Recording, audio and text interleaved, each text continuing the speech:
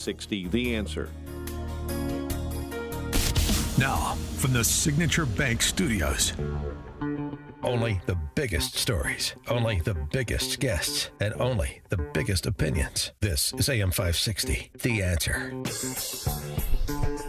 Top of the morning, Dan and Amy. I think that Kamala's big idea rolled out on Friday to reduce the pressure families are feeling at the grocery store by imposing price controls.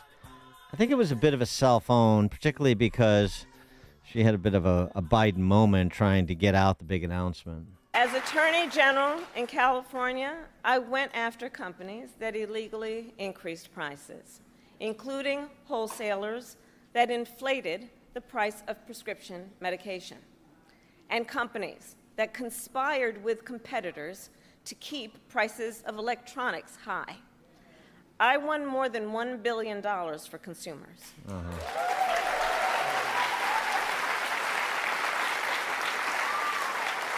That savings passed So on right to believe me, you. as president, I will go after the bad actors. Oh, yeah. On top.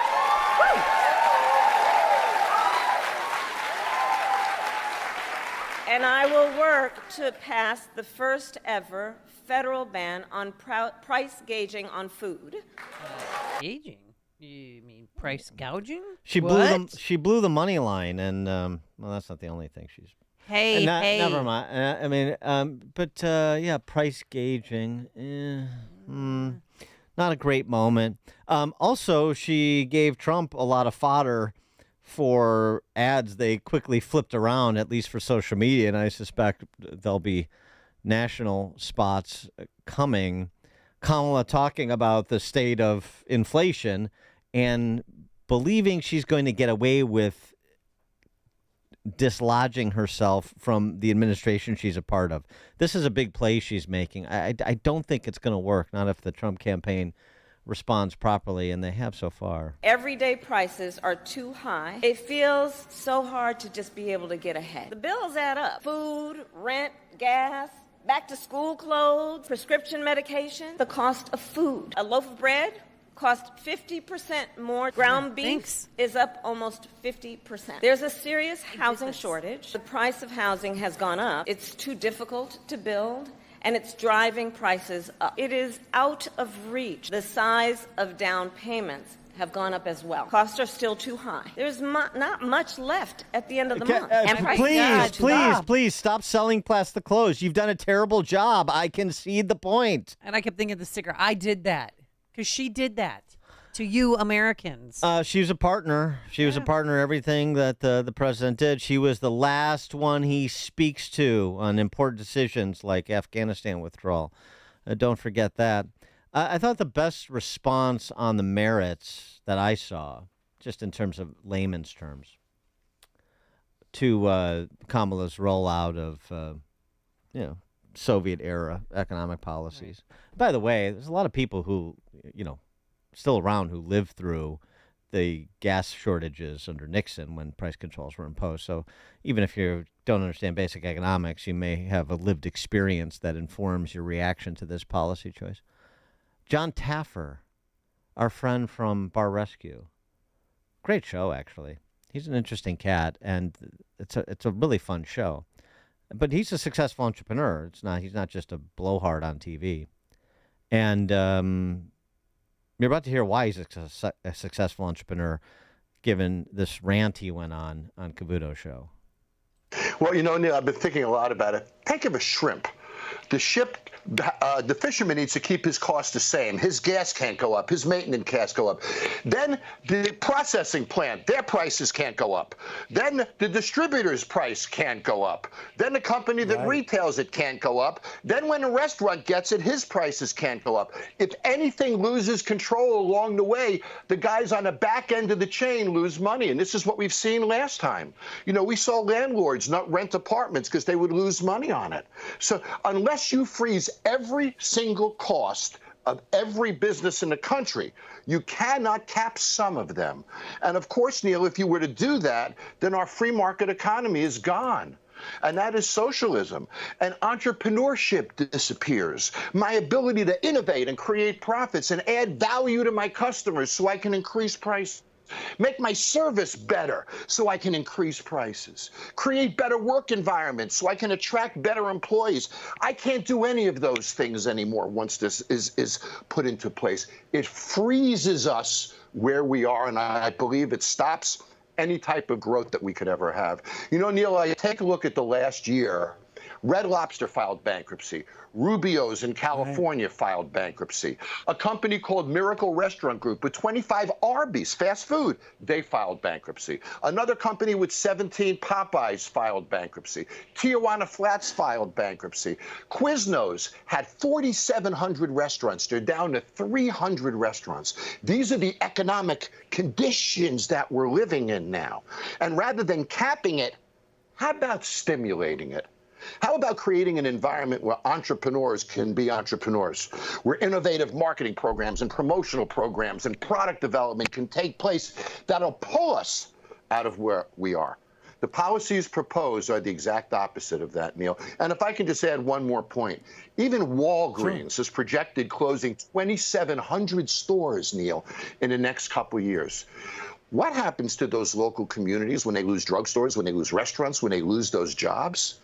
This is far-reaching. It isn't about the businesses to me. It's about the families. It's about the people that are impacted by the loss of jobs and the loss of growth. It's a scary premise, Neil.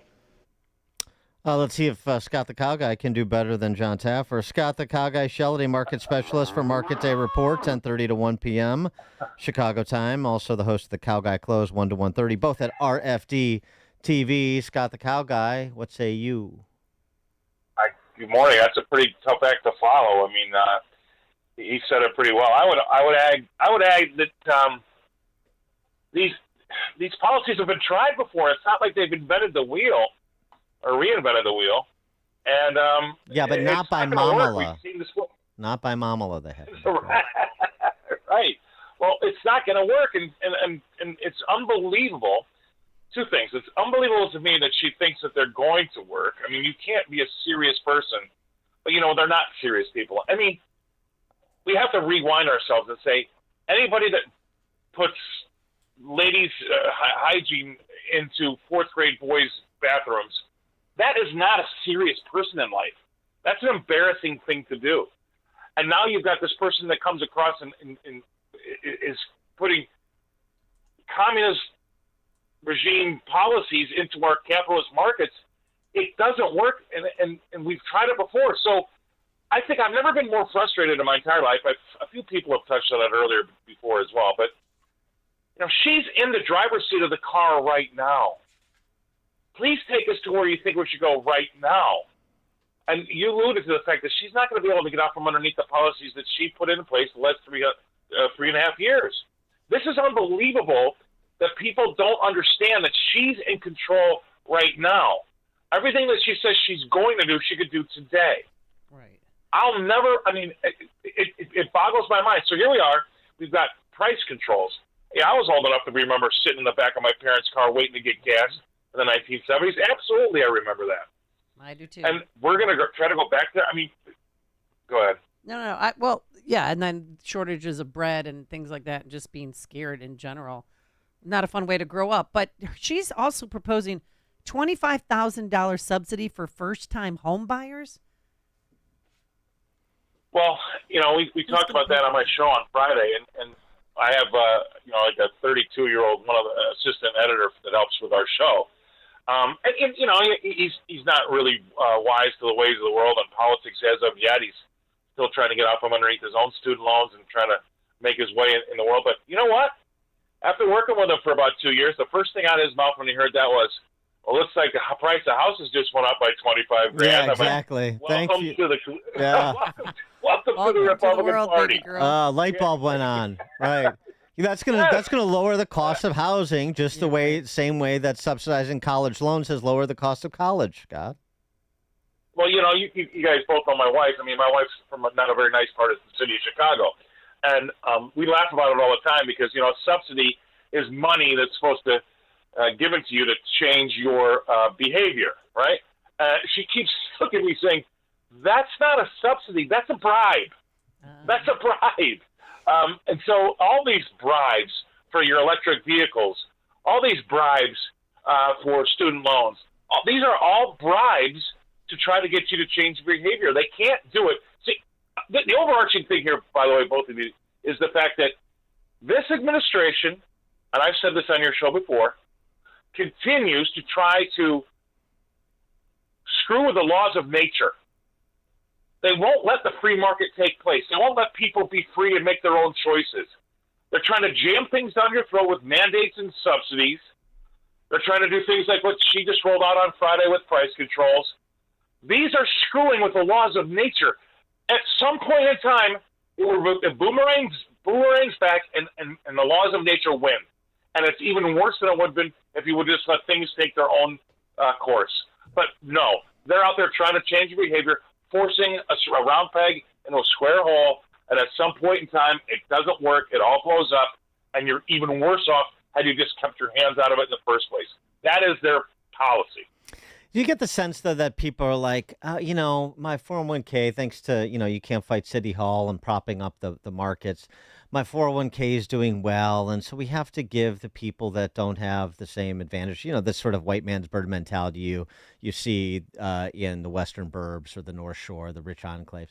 So we have to give them something, basically to keep them away from us. That's the attitude. So, if imposing a price control at Jewel helps them a little bit, then what's the harm in the short term? Do you get the sense you get a little bit of that attitude from a certain quarter that is smart enough to know better but chooses not to?